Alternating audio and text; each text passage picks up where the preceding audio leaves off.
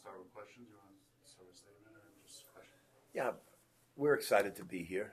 It was one of the most interesting trips in my 46, 7 years of coaching. We got delayed and missed our connection. And then LaGuardia, they said they couldn't get us out of Dallas until 9 p.m. Tonight. We were going to practice in Dallas, but I said, you know what? If we get delayed there, could miss the game. So we all split up and got here, so it's good. All good. Some of you guys didn't get here until this morning, is that right? Or all of you guys got here this morning? No, we got here this afternoon. Late, around noontime. So the way this game was set up is obviously a very unique situation. Richard coming here in the first place, he even joked at his introductory press conference that you guys were texting about playing a game against each other. So there seemed to be some interest about, hey, let's play a game. But when did you realize that playing this game in the pit was going to be the right thing to do? Well, not to be too personal with families, but we decided that we're on our way to Hawaii, and I could see my grandkids for Christmas. His brothers and sisters will working their way out, and then next year it's around Christmas in New York. So we thought it'd be great to play as well as Christmas holidays be around our families. The visit with the grandkids, obviously it's the holidays. They love their grandpa, but they might not be wearing, Jack, I'm hearing, is not going to be wearing an Iona jersey tomorrow. Nor would I expect that. You know, in our family, we're all Lobo fans. We watch literally every possession. We have a thread called the Lobo thread. Richard's not on it. And all we do is talk about the game that they're playing. We did that in Minnesota as well. And we're all super excited that he's 10-0. Super excited. And some really terrific wins. You know, at SMU, it's a very difficult place to play. And certainly St. Mary's is as difficult as there is. So he's got a dynamic team. We're all pumped, excited about it. And, you know, last week in Las Vegas, I scheduled a game with Herb Sendek, the coach of Santa Clara. And Herb worked for me at Providence as well as Kentucky. And after the game was over, he won a close, hard-fought game. I hugged him and said, Herb, I love you. He said, Coach, I love you. We walked off. And it's much better seeing someone you love win than someone you don't like. So in this case, it's 10 times what the Herb situation would be. If New Mexico wins, I'll be super excited for Richard. Disappointed that my team's lost, but we're on our way to Hawaii, and we're trying to play great competition. We're trying. We tried to pick, in case we don't win our league, because it's a one-bid league, is your schedule strong enough?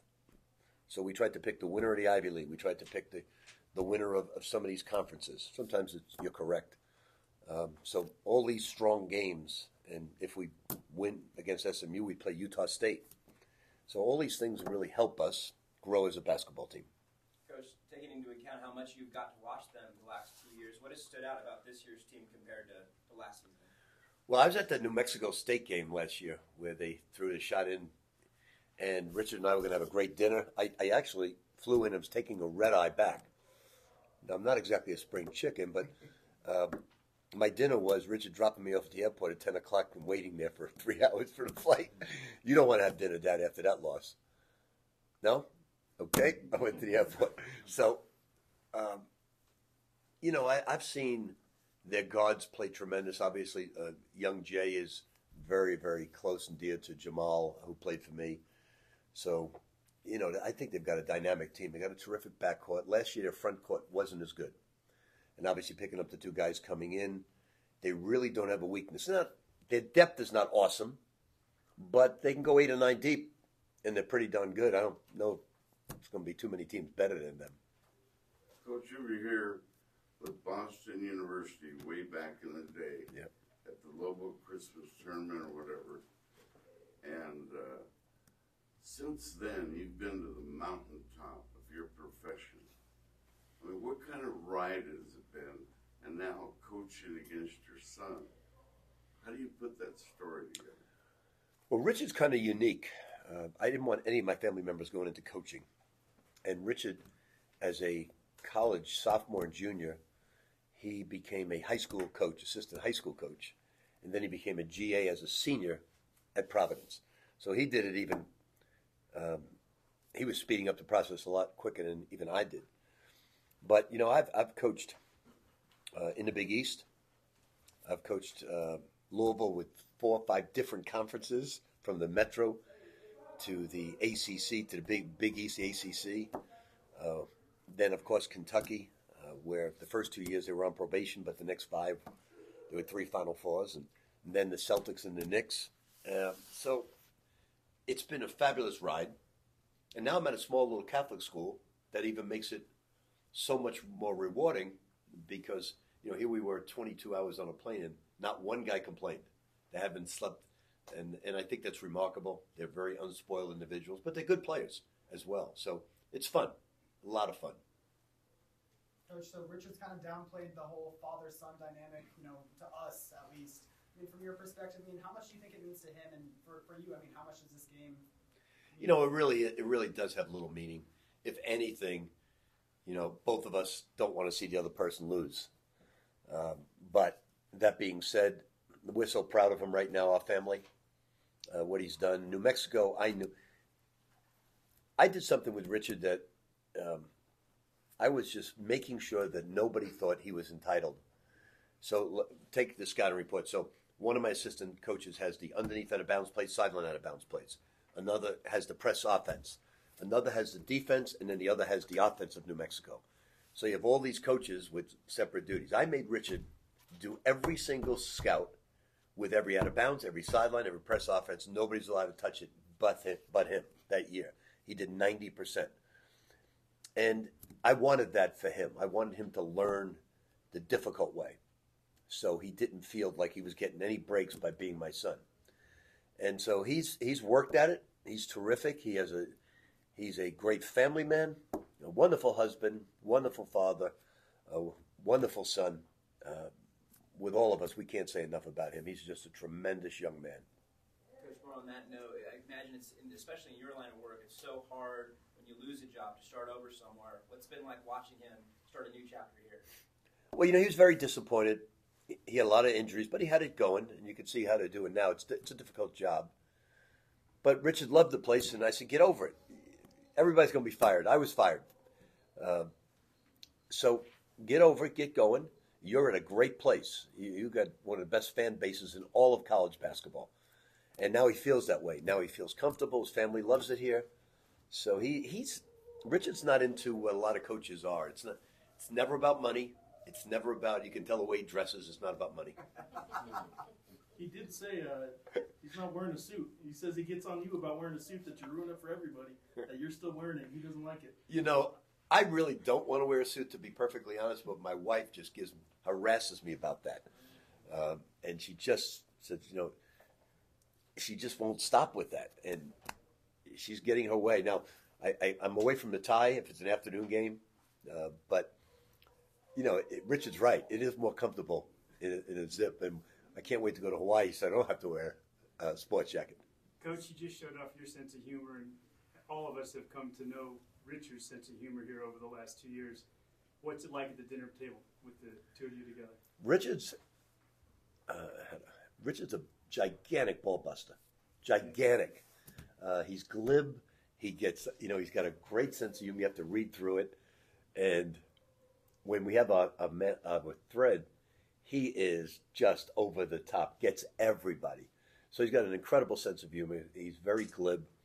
And he's just got a great way about him. We all just laugh so much about him all the time. But we are devout fans of New Mexico. We just, even when you've got to play, obviously the time change, we were all up, keeping each other up, looking at the score. When they were down to San Francisco, we were dying inside.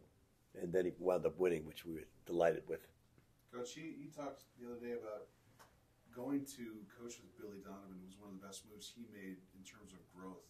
But when he left your staff to go to Florida, how much did he change personally in terms of coaching? Well, I thought it was important, and I talked him into making that move. Billy is a lot, although Billy played for me, Billy worked under me, Billy's very different than me. Coaches a different way. We all coach different. U.B. Brown once told me when working for him with the New York Knicks, he called me kid back then. I was very young. He said, kid, look, take everything that you think I do well make it better. Everything that you don't think I do well, don't bring it with you. And that's what I told Richard. So he learned a lot from Billy. He learned some things from me, but he's his own man. I don't give him any strategy at all, or talk basketball strategy with him, because he's on top of it. I'd be insulting him, and he's that good. Is your press revolutionizing D1 basketball? Well, back maybe in '96 at Kentucky, it was that way. I mean, that was one of the greatest teams of all time, if not one of the best team of all time. Everybody argues the Wooden years, certainly. But I wouldn't want to play against that '96 team, bringing Ron Mercer off the bench or Derek Anderson off the bench. It was just a devastating team. We once, Fat Tuesday, we were down, I think it was 35 with 15 to go against Dale Brown, 15-30 to be exact. And I said to guys, look, Vital's doing it. It's not our night. Let's just get this thing under 20, get on the bus, congratulate them, and move on. We got it under 20 with like 12 or 13. So let's get it under 10, get on the bus, and go. Suddenly we cut it to like 9. I was going crazy. This thing's over. They're dead. It's over. It's our game. Just don't celebrate when we get the lead. Well, we wound up winning by 5 points to the greatest road comeback in the history of the game. Following year, we beat them there, and then it's the revenge of Fat Tuesday. Dale's all over the papers. This is the revenge of that great comeback. Well, unfortunately for them, that was my '96 team, and the score at halftime was 79-48.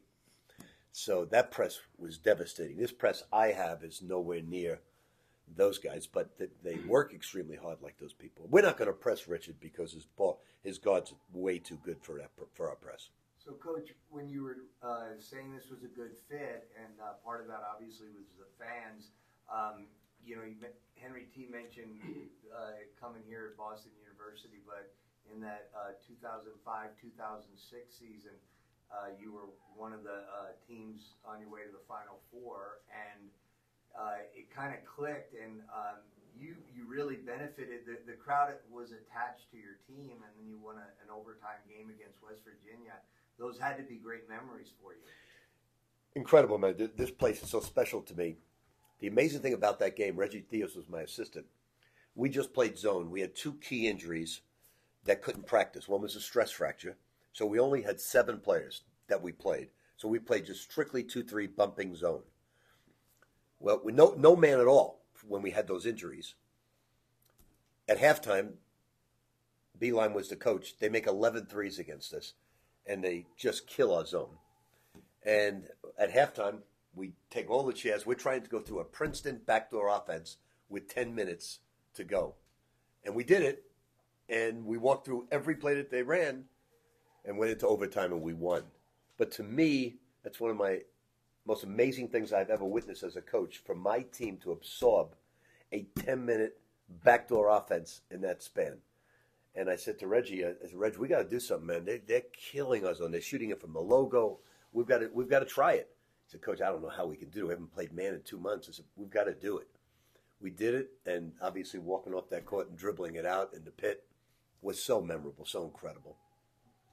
You said when he became a high school coach in college and you didn't want your kids to get into coaching, was there ever a point where you actually sat him down and kind of tried to talk him out of that? I said, I don't think it's a good life for you guys because it's life. Now, remember, back then, the assistant coaches today have a great life.